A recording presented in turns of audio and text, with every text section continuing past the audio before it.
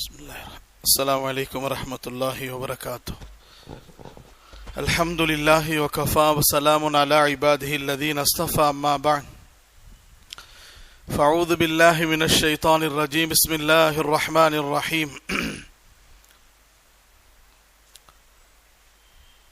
قل إن كنتم تحبون الله فاتبعوني يحببكم الله ويغفر لكم ذنوبكم والله غفور رحيم. وقال رسول الله صلى الله عليه وسلم تركت فيكم أمرين لن تضلوا ما تمسكتم بهما كتاب الله وسنة رسوله أو كما قال عليه الصلاة والسلام. اللهم صل على سيدنا محمد وعلى آل سيدنا محمد وبارك وسلم. கண்ணியத்திற்குரிய அல்லாஹ்வின் நல்லடியார்களே, அல்லாஹ் ஜல்ல ஷானஹு தஆலா ஜுமாவுடைய அமலை நிறைவேற்றுவதற்காக வேண்டி நம் அனைவர்களுக்கும் அல்லாஹ் தௌஃபீக்கை தந்திருக்கிறான். கண்ணியமான சகோதரர்களே, அல்லாஹ்வின் நல்லடியார்களே, பெரியார்களே, வாலிபர்களே, ரசூலுல்லாஹி ஸல்லல்லாஹு அலைஹி வஸல்லம் அவர்கள் பிறந்த மாதமாகிய ரபியுல் அவ்வலிலே உலகம் முழுவதும் எண்ணற்ற பயானுகள் நபியுடைய புகழிலே, நபியுடைய தாரீஃபிலே உலகம் முழுவதும் மக்கள் பேசினார்கள். ஒவ்வொரு வருடமும் ரபியுல் அவ்வல் மாதம் வரும்போதெல்லாம் நபியுடைய சீரத்துடைய ஜல்சாக்கள் தொடர்ந்து நடந்து கொண்டே இருக்கிறது. அதற்கு பிறகு நாம் அன்பானவர்களே அந்த சீரத்தை மறந்து விடுகிறோம். சீரத்தின்படி வாழ்க்கை வாழ்கிறோமா என்று சிந்திப்பதற்கூட நமக்கு நேரம் இல்லாமல் நம்முடைய வாழ்க்கை ஒவ்வொரு நிமிடமாக கழிந்து கொண்டே இருக்கிறது. நான் உங்களுக்கு முன்னால் 2 விஷயத்தை சொல்வேன். சுருக்கமாக முறையிலே அல்ல உள்ளத்திலே அப்படியே அதை நீங்கள் பதிய வைத்துக் கொள்ளுங்கள். வாழ்க்கையிலே அமல் செய்வதற்காக வேண்டி முயற்சி செய்யுங்கள். அல்லாஹ் மிகப்பெரிய வெற்றியை, நஜாத்தை, காமியாபியை அல்லாஹ் இங்கே நமக்கு தருவான், ஆகிரத்திலும் தருவான் அல்லாஹ். ஹதரத் மாலிக் ரஹ்மத்துல்லாஹி அலை அவர்கள் ஒரு அற்புதமான ஹதீஸை ரிவாயத் செய்கிறார்கள். அதே மாதிரி ஹதரத் அலி ரலியல்லாஹு தஆலா அவர்களும் ஒரு ஹதீஸை ரிவாயத் செய்கிறார்கள்.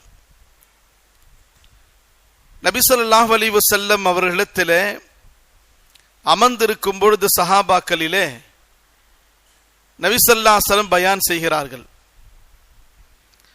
ஹஜ்ரத் அலி ரலியல்லாஹு தஆலா அவர்கள் இந்த ஹதீஸை ரிவாயத் செய்கிறார்கள்.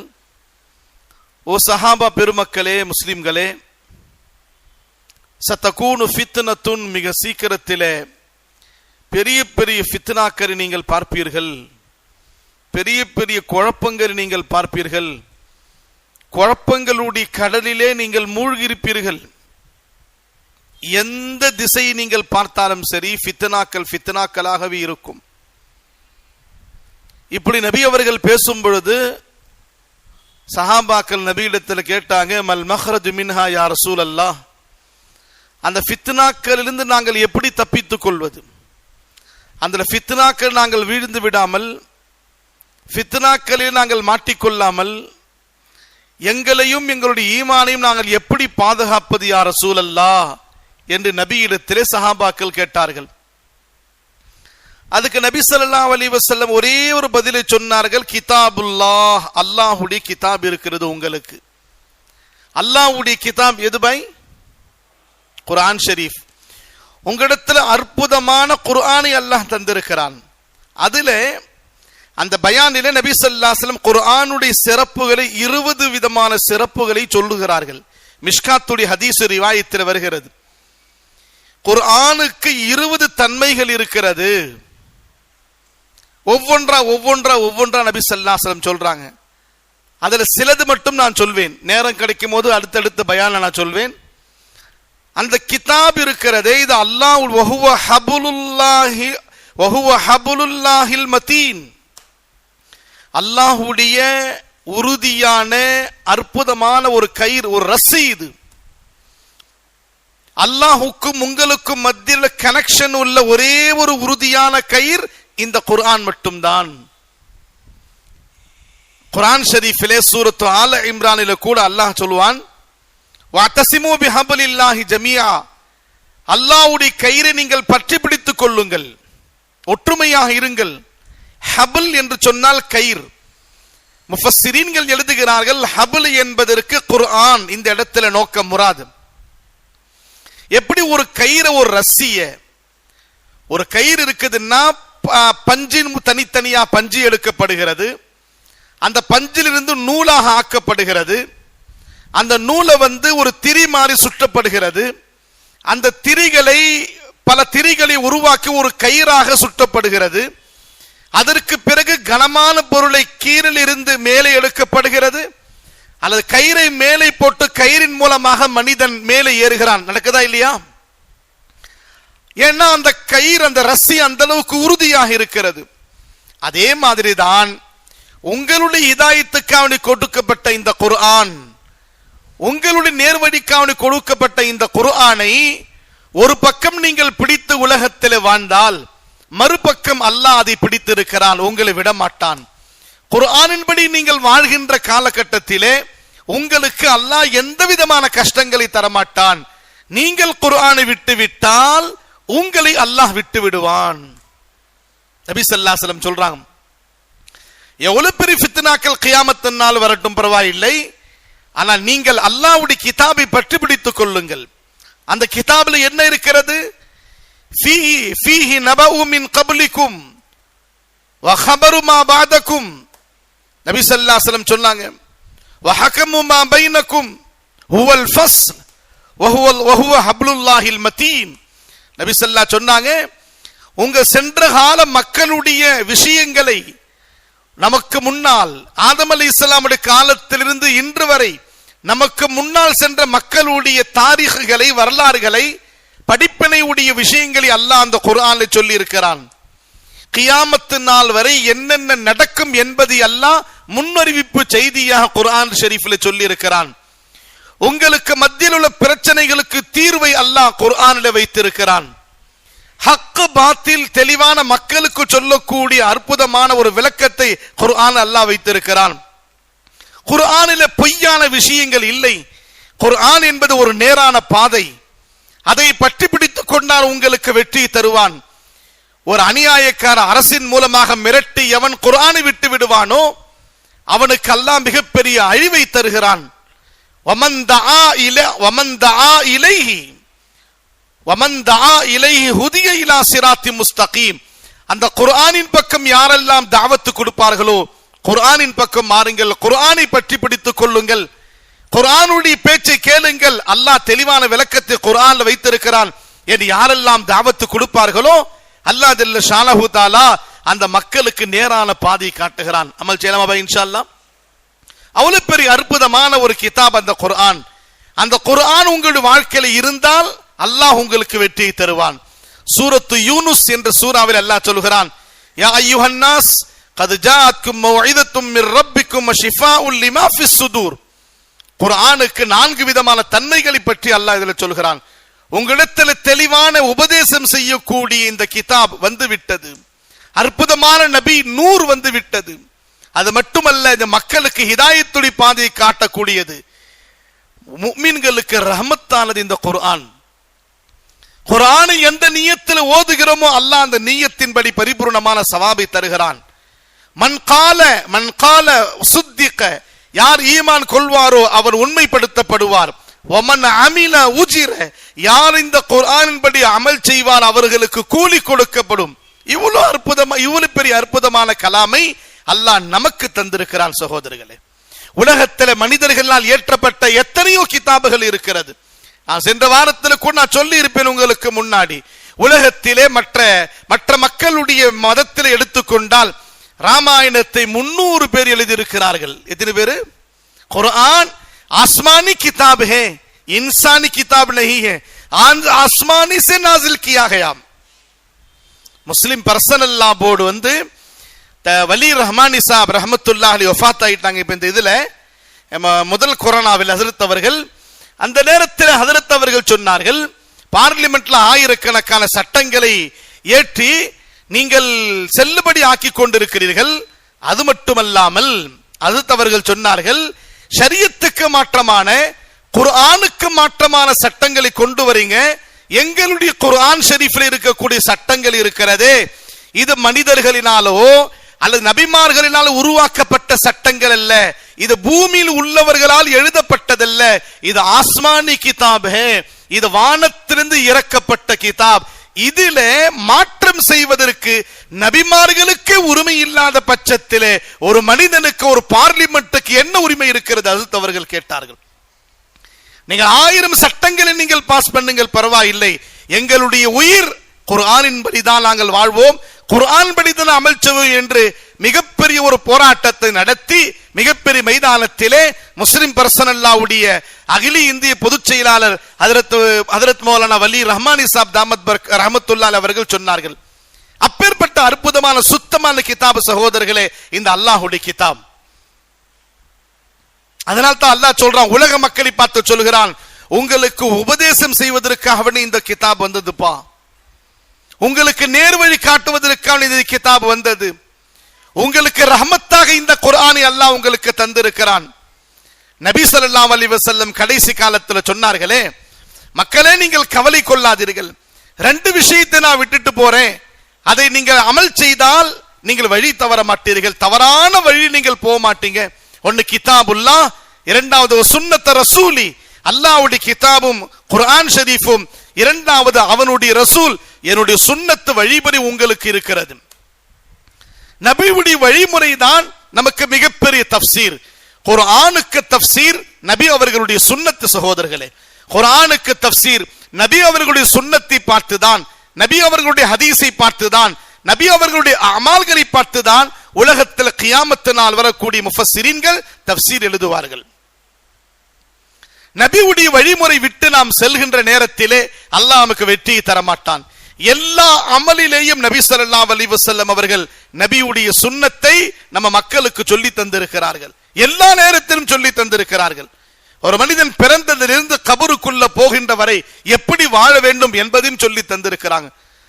பிறக்கும் பொழுதும் கூட அதான் சொல்லிவிட்டு நீங்கள் பிறக்கும் பொழுது அதான் சொல்லுங்கள், அவர் போய் கபர்ல கொண்டு போய் நீங்கள் தஃபன் செய்கிற நேரத்தில் தொழுது விட்டு அவர் மீது தொழுகை தொழ வைத்து விட்டு சுத்தமான முறையில் போய் அந்த மையத்தை நீங்கள் அடக்கம் செய்யுங்கள். அந்த அளவுக்கு அற்புதமான ஒரு சுத்தமான மார்க்கம் இந்த இஸ்லாம் என்ற மார்க்கம். இந்த இஸ்லாம் என்ற மார்க்கத்திலே மனிதன் மனிதனாக வாழ வேண்டும், வாழ்கின்ற நேரத்திலே சுத்தமான மனிதனாக வாழ வேண்டும் என்பதற்காக வேண்டிதான் என்னுடைய வழிமுறை நீங்கள் பின்பற்றுங்கள் என்று ரசூல் ஸல்லல்லாஹு அலைஹி வஸல்லம் சொன்னார்கள். என்னுடைய வழிமுறை பின்பற்றுங்கள். கண்ணியமான சகோதரர்களே, நபி ஸல்லல்லாஹு அலைஹி வஸல்லம் சொன்னாங்க, இந்த அந்த ஹஜ்ஜத்துல் விதாவிலே, கடைசி ஹஜ்ஜிலே, அன்பான முஸ்லிம்களே சகோதரர்களே, இது என்ன நாள் உங்களுக்கு தெரியுமா? அரஃபாவுடைய நாள்ல நபி பயான் செய்யறாங்க. சூரியன் கொஞ்சம் மேல உயர்ந்த உடனே ஃபஜ்ர் தொழுது 9வது பிற ஃபஜ்ர் தொழுத உடனே ஹாஜிமார்கள் எல்லாம் அரஃபாவுக்கு வந்து விடுவார்கள். சூரியன் கொஞ்சம் ஜுஹா நேரத்தில் 10 மணிக்கு சூரியன் மேல உயர்ந்த உடனே சஹாபாக்கள் எல்லாத்தையும் கூப்பிட்டார்கள். கஸ்வா ஒட்டகத்தை கொண்டு வாங்க அப்படின்னாங்க. பத்தன் என்ற வாதிய பக்கத்தில் நபி நின்றார்கள். கஸ்வா ஒட்டகத்தில் அமர்ந்து கொண்டார்கள். மக்களுக்கு முன்னாடி ஏலான் செய்கிறார்கள், ஓ மக்களே, இன்னை நாள் என்ன, இந்த ஊர் எந்த ஊர் தெரியுமா? மக்கத்துல் முக்கர்ரமா, கண்ணியமான ஊர். இந்த இடம் நாம் நிக்கிறோமே, அந்த இடம் என்ன தெரியுமா? இது அரஃபாவுடைய மைதானம். அல்லாஹ்வுக்கு மிகப்பெரிய, அல்லாஹ்வுக்கு சந்தோஷ், அதாவது என்ன பொருத்தமான, அல்லாஹ்வால் ஒப்புக்கொள்ளப்பட்ட மைதானம் இந்த அரஃபாவுடைய மைதானம். ஒரு செகண்ட், ஒரு நிமிஷமாவது ஹாஜி அரஃபா நாள்ல தங்கிவிட்டால் அல்லாஹ்வுடைய பாவத்தை மன்னித்து விடுகிறான். இன்னைக்கு நாள் என்ன தெரியுமா? அரஃபாவுடைய நாள். நபி ஸல்லல்லாஹு அலைஹி வஸல்லம் சொன்னாங்க, இன்னைக்கு அரஃபாவுடைய நாள். அல்லாஹ் வந்து எல்லா மக்களுடைய பாவத்தை மன்னிக்க கூடிய நாள். இப்படி இவ்வளவு சிறப்புகளை அல்லாஹ் இந்த நாள்ல வைத்திருக்கும் பொழுது இதைவிட சிறப்பானது ஒரு முஃமின் ஒரு முஃமினுக்கு கண்ணியப்படுத்துவது. ஒரு முஃமின் ஒரு முஃமினை, ஒரு மனிதன் ஒரு மனிதனை கேவலப்படுத்தி விட்டால் இந்த நாட்கள் அல்லாஹ் எல்லாத்தையும் கேவலப்படுத்திய மாதிரி நபி ஸல்லல்லாஹு சொன்னாங்க. ஒருவருக்கொருவர் நீங்கள் கண்ணியப்படுத்திக் கொள்ளுங்கள். யாரும் யாரையும் கொலை செய்யாதீர்கள், யாரும் யாரையும் திட்டாதீர்கள். அவர்கள் மனசு நோகின்றபடி வாழாதீர்கள், சுத்தமான வாழ்க்கை வாழுங்கள். நபி ஸல்லல்லாஹு சொன்னாங்க, சஹாபாக்களே, இதோ இன்னைக்கு என்ன நீங்க பாக்குறீங்களே, இந்த வருஷம் நீங்க பாக்குறீங்களே, அடுத்த வருஷம் இதே மைதானத்தை என்னை நீங்கள் பார்க்க மாட்டீர்கள். மௌத்துடைய பைகாம நபி ஸல்லல்லாஹு அலைஹி வஸல்லம் சொல்றாங்க, நான் என்ன சொல்றேனோ இதை வசியத்தான் நினைத்துக் கொள்ளுங்கள், நசியத் அல்ல இது. அடுத்த வருஷம் இந்த மைதானத்தை நீங்கள் பார்க்க மாட்டீர்கள். அதனால நான் உங்களுக்கு ரெண்டு விஷயத்தை விட்டுட்டு போறேன். அல்லாஹ்வுடைய கிதாபும் என்னுடைய சுன்னத்தை உங்களுக்கு வழிமுறையா விட்டுட்டு போறேன். நீங்கள் கருப்பராக இருக்கலாம், வெள்ளையராக இருக்கலாம், பல நாட்டு மக்களாக நீங்கள் இருக்கலாம், பல மொழி பேசக்கூடிய மக்களாக இருக்கலாம், பல கலாச்சார மக்களாக நீங்கள் இருக்கலாம். உங்களுக்கு மத்தியிலே வேற்றுமை இருக்கக்கூடாது, உங்களுக்கு மத்தியிலே தஃப்ரீக் இன்கார் இருக்கக்கூடாது. நபி ஸல்லல்லாஹு சொன்னாங்க, யா அய்யுஹன் நாஸ், மக்களே, அலா அறிந்து கொள்ளுங்கள், இன்ன ரப்பக்கும் வாஹிதுன் வ அபாக்கும் வாஹிதுன், உங்களுடைய ரப்பு ஒருவன் தான், உங்களுடைய தந்தை ஒருவர் தான். யாரு? ஆதம் அலைஹிஸ்ஸலாம். तुम लोगों का रब भी एक है, तुम लोगों का बाप भी एक है. ஆதம் அலைஹிஸ்ஸலாம் வந்தவர்கள் தான் நீங்கள். ஆதம் அலைஹிஸ்ஸலாத்து வஸ்ஸலாம் மண்ணால் படைக்கப்பட்டவர்கள். மண்ணால் படைக்கப்பட்ட உங்களுக்கு ஏன் பெருமை? உங்களுக்கு பெருமையோ தற்பெருமையோ ஜாதி பிடிவாதமோ அல்லது தஃப்ரீக்கோ உங்களுக்கு மத்தியில் இருக்கக்கூடாது. எதிலும் நீங்கள் வேற்றுமையாக இருக்காதீர்கள், ஒற்றுமையான வாழ்க்கை நீங்கள் வாழுங்கள். ஹஜ்ஜத்துல் விதாவில் நபி அவர்கள் நம்ம சொல்லிக் கொண்டிருந்த வார்த்தை ஜாபிர் இப்னு அப்துல்லா ஹதீஸுடைய ரிவாயத்தில் வருகிறது. இமாம் முஸ்லிம் ரஹ்மத்துல்லாஹி அலைஹி தங்களுடைய கிதாபிலே இந்த ஹதீஸை பதிவு செய்திருக்கிறார்கள். சொல்லு நபி ஸல்லல்லாஹு அலைஹி சொன்னாங்க, ஓ சஹாபாக்களே, உங்களோட நான் 23 வருஷம் நான் வாழ்ந்தேன். நுபுவத்துக்கு பிறகு 23 வருஷத்துடைய வாழ்க்கையை நான் உங்களுக்கு முன்னாடி வாழ்ந்திருக்கிறேன். அல்லாஹ் எனக்கு கொடுத்த வஹி உங்களுக்கு முன்னாடி சொல்லி இருக்கிறேன், அந்த தீனை நான் சொல்லி இருக்கிறேன். இஸ்லாம் வருவதற்கு முன்னால் உங்களுடைய வாழ்க்கை ஒரு மாதிரியாக இருந்தது. பிறந்த குழந்தைகளை கொலை செய்தீர்கள், பெண் குழந்தைகளை, பெற்றோர்களை வியாபாரத்தில் கொண்டு போய் வியாபாரம் செய்தீர்கள். அப்பா மௌத்தாகிவிட்டால் தன்னுடைய தாயை நீங்கள் திருமணம் முடித்துக் கொண்டீர்கள். ஹாஜிமார்களுடைய பொருட்களை கொள்ளையடித்தீர்கள். வியாபாரத்தில் மோசடி செய்யக்கூடிய நிலைமை, ரஸ்மு ரிவாஜுகள், சடங்குகள், பெண்கள் எல்லாத்தையும் கொடுமைப்படுத்தினீர்கள். பெண்களை ஷைத்தான் என்பதாக நீங்கள் சொன்னீர்கள். அதுவெல்லாம் இஸ்லாம் வருவதற்கு முன்னால் இந்த 23 வருஷத்துடைய வாழ்க்கையிலே நான் உங்களுக்கு நேரான வாழ்க்கை காட்டியிருக்கிறேன், நேரான வழியை காட்டியிருக்கிறேன், என்னுடைய வழிமுறை உங்களுக்கு சொல்லி தந்திருக்கிறேன்.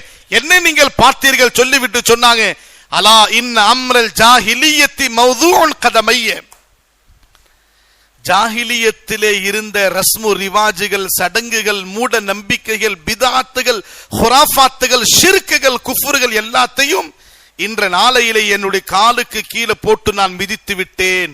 யார் சொல்றா? சொல்லுங்களேன். இல்ல புரியுதா இல்லையாங்க? உருதுல பேசட்டுமா? காலில் போட்டு நான் மிதித்து விட்டேன் நபி சொன்னாங்க. உங்களுக்கு மத்திய ரஸ்ம ரிவாஜுகள் இருக்க கூடாது.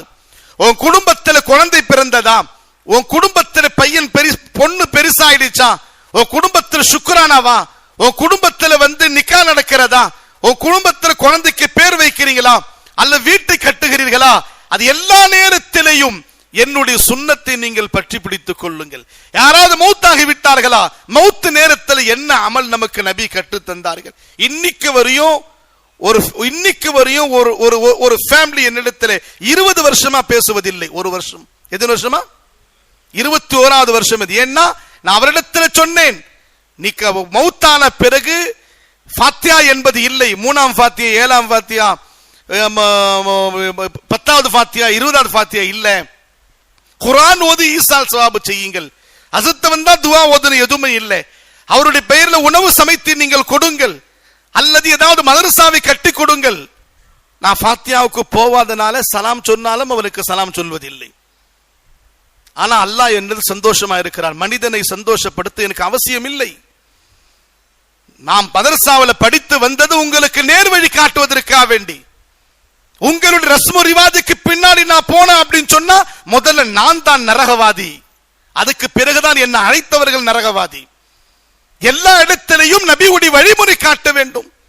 20 வருட காலங்கள் மதரசாவில் படித்துவிட்டு காலல்லா கால ரசூல் படித்துவிட்டு மக்களுக்கு சொல்கின்ற நேரத்தில் அது ஏற்றுக்கொள்ளாவிட்டால் அவர்களுடைய வேலை. அவர்களுக்கு பின்னால் நான் போனேன்னா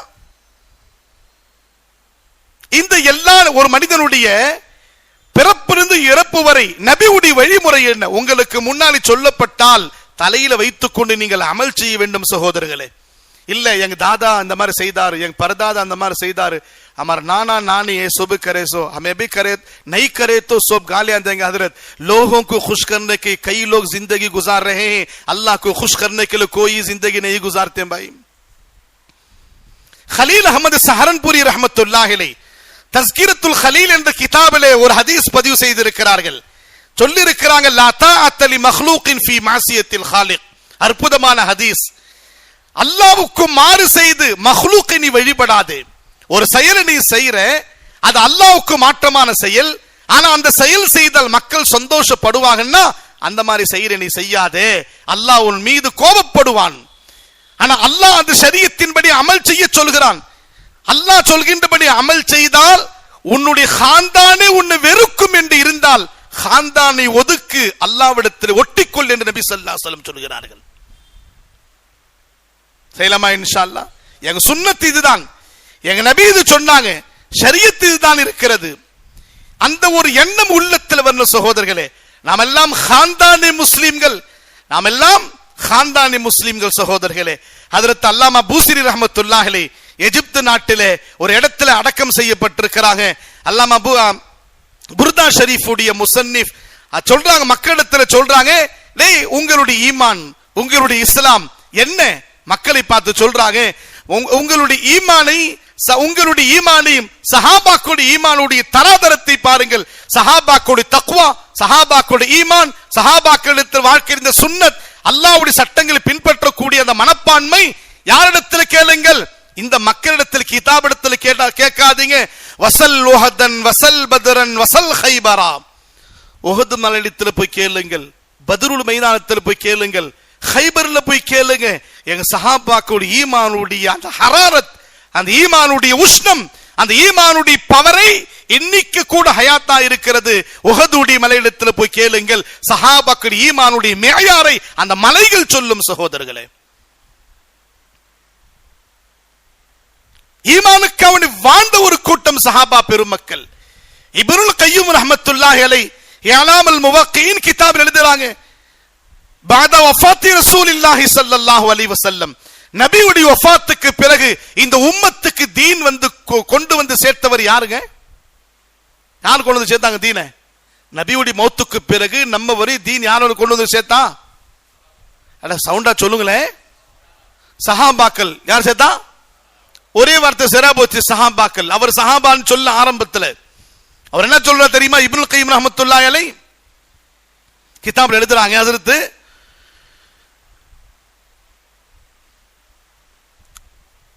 நபியுடைய வஃபாத்துக்கு பிறகு இந்த தீனை, இந்த இஸ்லாமை, இந்த தாவத்தை, இந்த தப்லீகை மக்களிடம் வந்து கொண்டு சேர்த்தவர்கள் பர்குல் இஸ்லாம் வ அஸ்கருல் குர்ஆன் வ ஜுந்துர் ரஹ்மான். என்ன சொல்றாங்க? நபியுடைய வஃபாத்துக்கு பிறகு இந்த தீனை நம்ம வரை கொண்டு வந்து சேர்த்தவர்கள் யார்? இஸ்லாத்துடைய கோட்டைகள், இஸ்லாமி கிலா, குர்ஆனுடைய பட்டாளம், குர்ஆன் கலஷ்கர், வஜுந்துர் ரஹ்மான் அல்லாஹ்வுடைய பட்டாளம், அல்லாஹ்வுடைய லஷ்கர். இஸ்லாத்துடைய கோட்டை, குர்ஆனுடைய பட்டாளம், அதே மாதிரி அல்லாஹ்வுடைய லஷ்கர், அல்லாஹ்வுடைய பட்டாளம். அந்த மக்களிடத்தில் மாணவர்களுக்கு முன்னாடி சொல்றாங்க, ஹஜ்ரத் இவர்கள் யார் தெரியுமா? உலாயிக அஸ்ஹாபு முஹம்மது ரசூலுல்லாஹி ஸல்லல்லாஹு அலைஹி வஸல்லம், இவர்கள் தான் ரசூலுல்லாஹ்வுடைய சஹாபாக்கள். எல்லா நேரத்திலையும் நபியுடைய வழிமுறை இருக்கிறதா என்று பார்த்துவிட்டு அமல் செய்தவர்கள் தான் நம்முடைய சஹாபாக்கள். அதே மாதிரி எந்த அமலா இருந்தாலும் சரி, குடும்பத்தில் நிகழ்ச்சி நடந்தாலும் சரி, ஷரியத் என்ன சொல்கிறது, நபி எப்படி சொன்னார்கள் அந்த மாதிரி செய்யணும் சகோதரர்கள். செய்யலாமா? இன்ஷா அல்லாஹ் சொல்லுங்களேன். அதனால் தான் நபி ஸல்லல்லாஹு அலைஹி வஸல்லம் சொன்னாங்க, என் சுன்னத்தின்படி யார் அமல் செய்வார்களோ 4 விஷயத்தை அல்லாஹ் அவர்கள் கண்ணியப்படுத்துகிறான். எத்தனை விஷயத்தை? மன் ஹஃபித சுன்னதி அக்ரமஹுல்லாஹு பி அர்பஇ ஹிசாலின், என் சுன்னத்தின்படி நடந்தால் அவர்களுக்கு 4 விஷயங்களை கொண்டு அல்லாஹ் கண்ணியப்படுத்துகிறான். ஒன்னாவது அல் முஹப்பத்து ஃபீ குலூபில் பரரா, அவுலியாக்களுடைய உள்ளத்திலே நம்முடைய முஹப்பத்தை அல்லாஹ் போட்டு விடுவான்.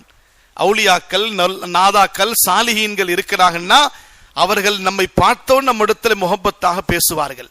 அப்பேற்பட்ட ஒரு முஹப்பத்தை நல்லோர்களுடைய உள்ளத்தில் அல்லாஹ் போடுவான். இரண்டாவது, வல் ஹைபத்து ஃபீ குலூபில் ஃபஜரா, ஃபாஜிர்கள், காஃபிர்கள், முஷ்ரிக்கீன்கள் உள்ளத்திலே நம்முடைய பயத்தை அல்லாஹ் போட்டு விடுவான். நாம் சுன்னத்தின்படி அமல் செய்தால் நம்மை பார்த்த உடனே அந்த மக்களுடைய உள்ளத்தில் ஒரு பயத்தை அல்லாஹ் போட்டு விடுவான். மூணாவது, வஸ்ஸிஅத்து ஃபிர் ரிஸ்க், நம்முடைய ரிஸ்கில் அல்லாஹ் விசாலத்தை தருவான், ரிஸ்கில் அல்லாஹ் பர்க்கத்தை தருவான். நபியுடைய சுன்னத்தின்படி அமல் செய்த மக்களுக்கு ஏராளமான பர்க்கத்தை அல்லாஹ் தருவான். நான்காவது, வஸ்ஸிகத்து ஃபித் தீன், தீனிலே இஸ்திகாமத்தை அல்லாஹ் தருவான். எல்லா நேரத்திலும் மலை மாதிரி पहाड़ जैसा मुश्किलात आजमाइश आए तो भी दीन में इस्तिकामत से चलने के लिए अल्लाह हम लोग को तौफीक देगा. दीनिल उறுதி அல்லாஹ் தருவான். இந்த நபியுடைய வழிமுறையிலே இந்த 4 விதமான வெகுமதிகளை கொண்டு அல்லாஹ் நம்ம கண்ணியப்படுத்துவான் என்று நபி ஸல்லல்லாஹு அலைஹி வஸல்லம் சொல்லி இருக்கிறாங்க.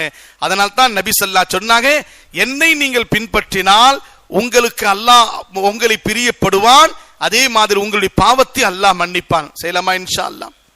நபி ஸல்லல்லாஹு அலைஹி வஸல்லம் ஹதீஸ்ல சொன்னாங்களே, என்னுடைய சுன்னத்தையும் அல்லாஹ்வுடைய கிதாபை யார் பின்பற்றுவார்களோ யாரும் வழி தவற மாட்டார்கள். கிதாபுல்லாஹ் வ சுன்னத் ரசூலி. இதுதான் சகோதரர்களே ரபியுல் அவ்வலுடைய கடைசி இந்த மாதத்திலே உங்களுக்கு பைகாம்.